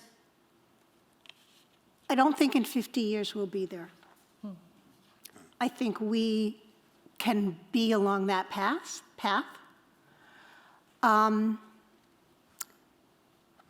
Harvard is Harvard. It's very grounded in the colonial structure. It's very grounded in many ways in terms of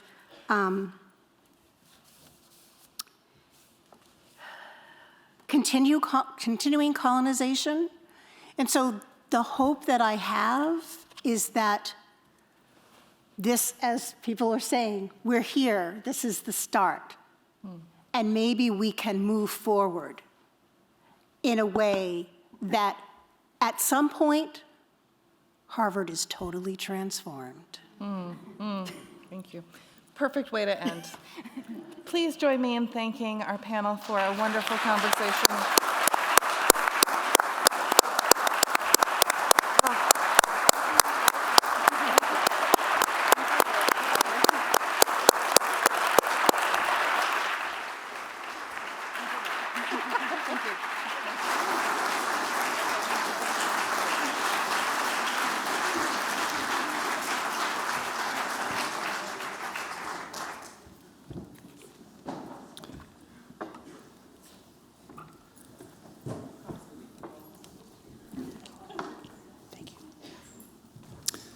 To Megan and to our distinguished panelists, I want to say thank you.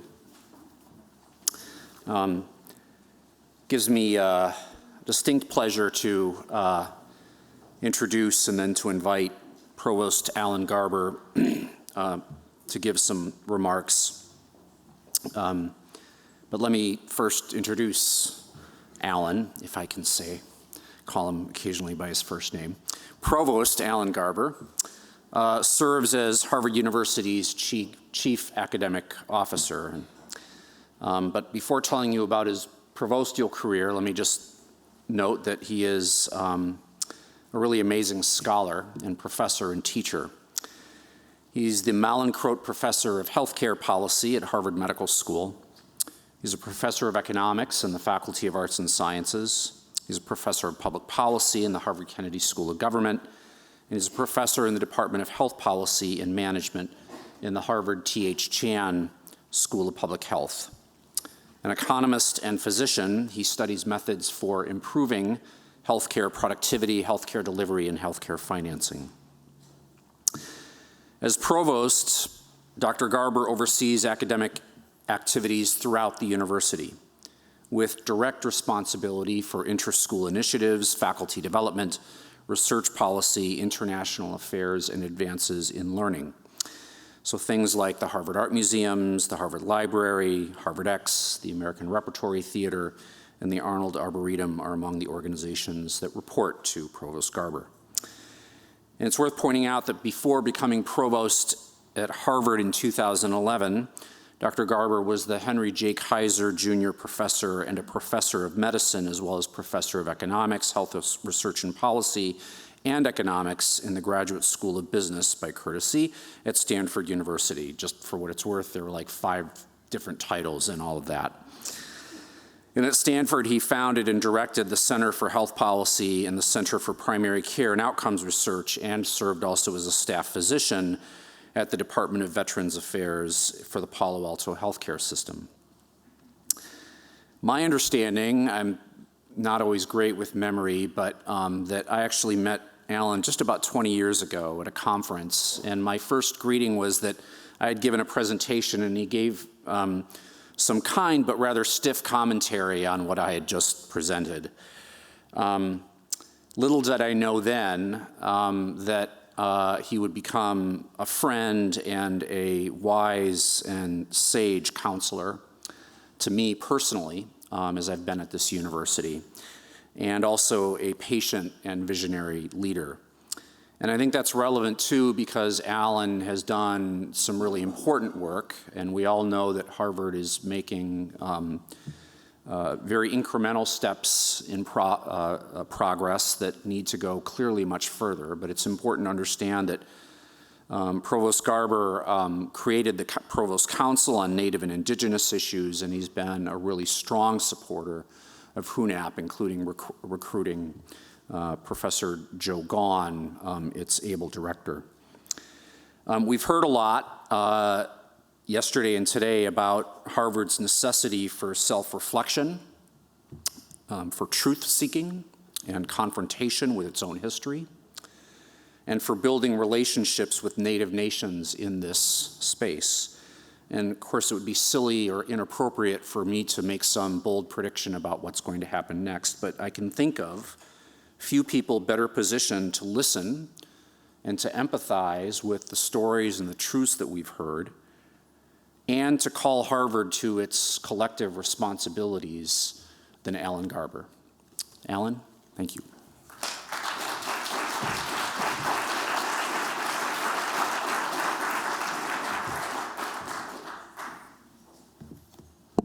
Thank you, Dan, for that very kind introduction. You know, I've given talks under many different circumstances, and I feel an incredible contrast between the person Dan described and how I feel right now. I often feel humble. I often say that. I never mean it like I do right now.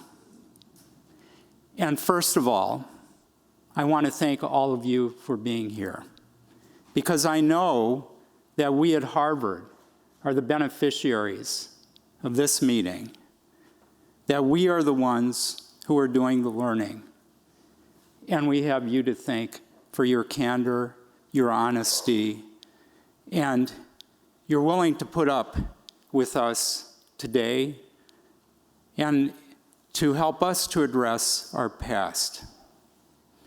400 years is a lot of time, and we're almost at the 400th anniversary of Harvard's founding.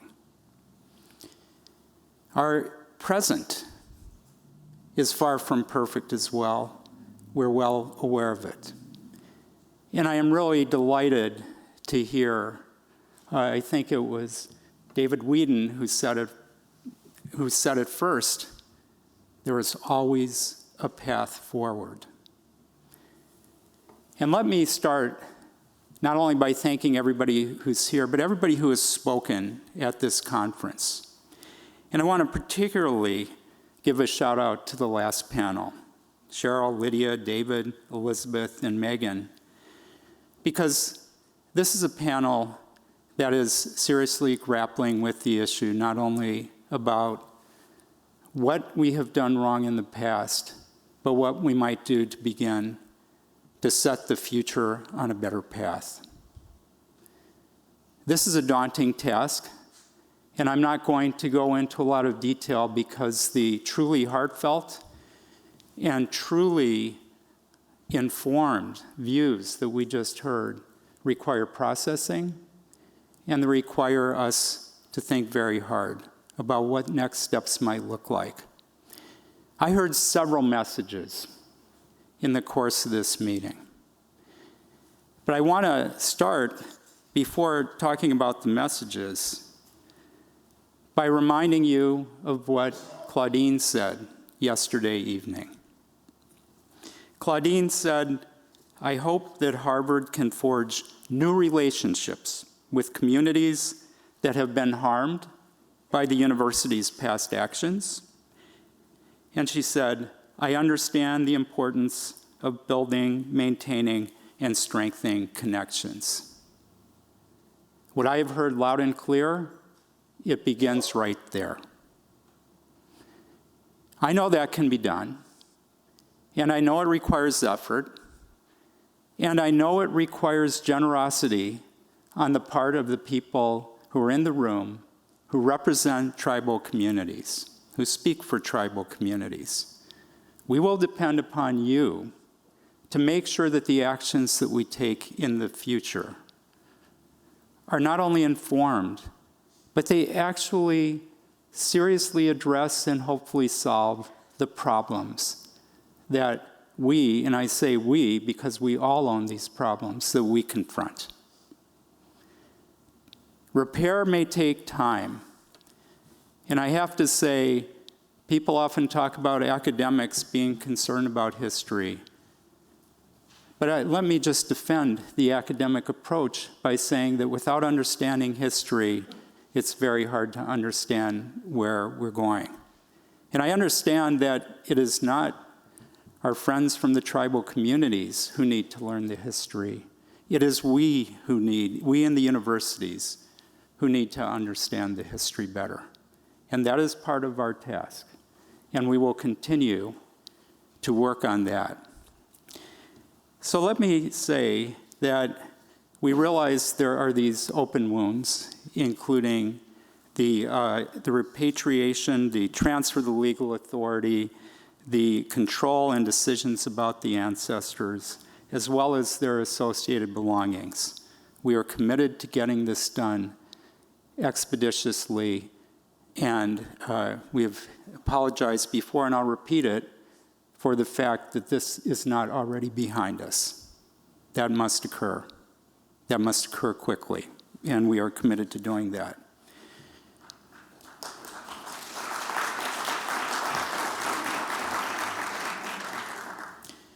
But I will ask for your generosity again, in the hope that we have an ongoing series of conversations that will lead to action, in a spirit of partnership and cooperation, and in a spirit of making the tribal communities stronger, and in fact making Harvard the institution we have always hoped it would be. Thank you.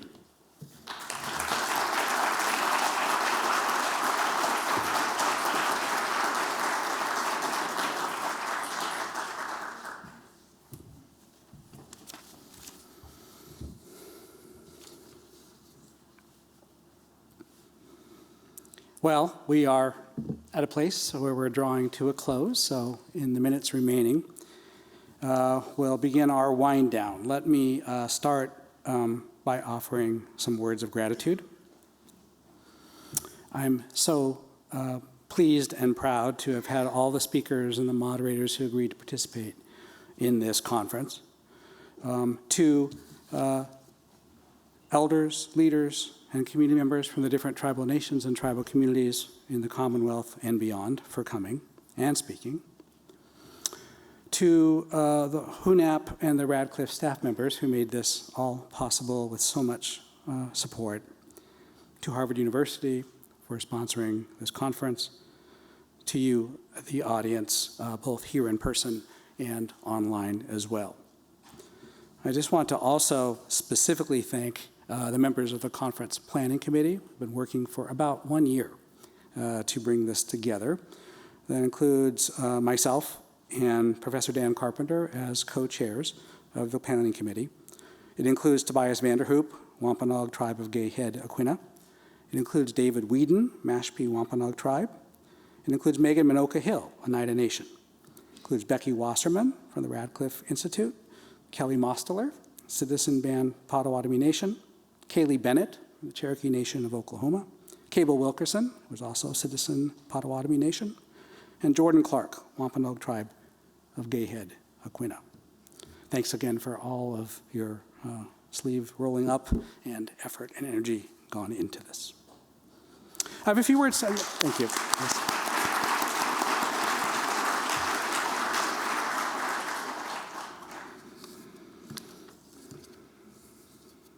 Alan, thank you for those comments and those remarks. I know that we did receive strong medicine today, and as a physician, you know all about that, and I appreciate your reflecting on what we've heard. And I'll add just a few other remarks reflecting on what we've heard as well. You recall that this conference arose from the fact that the Harvard and Legacy of Slavery report included a recommendation. And that recommendation committed us to, quote, advance a national dialogue on the history and legacies of Indigenous slavery and colonialism in the United States, to catalyze deep research, and to establish new partnerships with Indigenous communities. And so in designing this conference, we had a real challenge.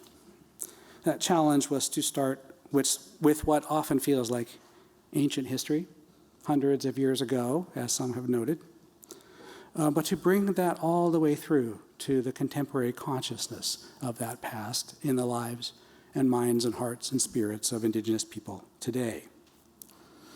You've heard some of that consciousness and heard it expressed with stark emotional terms of loss and grief. The term historical trauma has come up. Outrage has certainly been expressed, although in very civil terms. We thank you for that.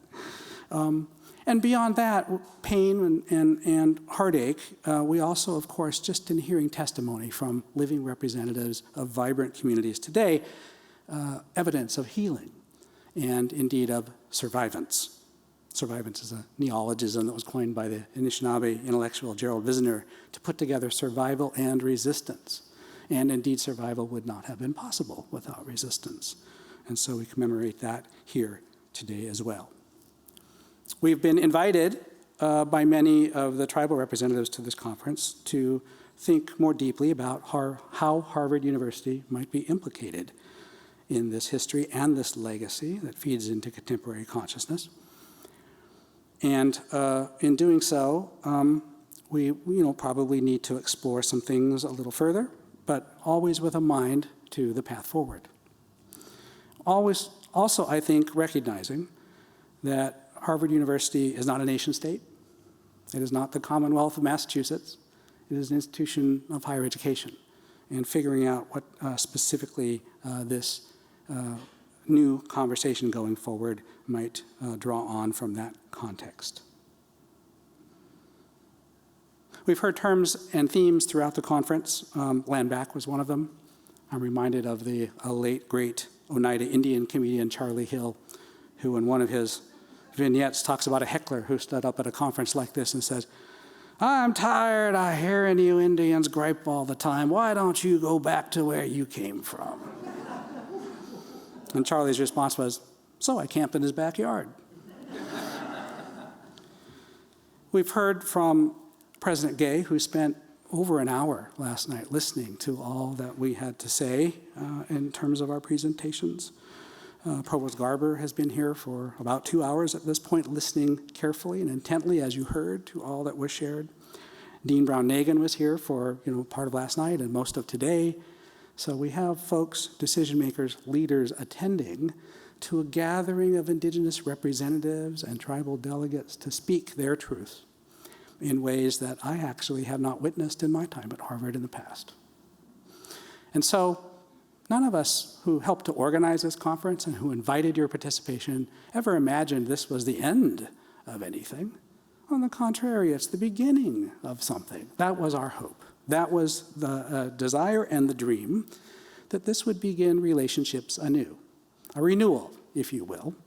And I think, as I've heard responses today, that hope, at least for me, and hopefully for you, remains still alive. I'm going now to invite some folks to come and remove this table because we are going to have a formal closing. And so, okay, Thomas Fantasia, Tobias Vanderhoop, welcome to the stage.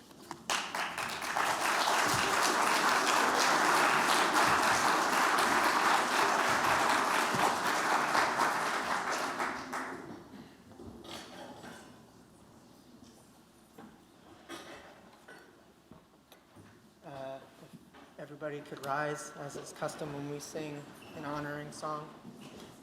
Top ton of move. Thank you all.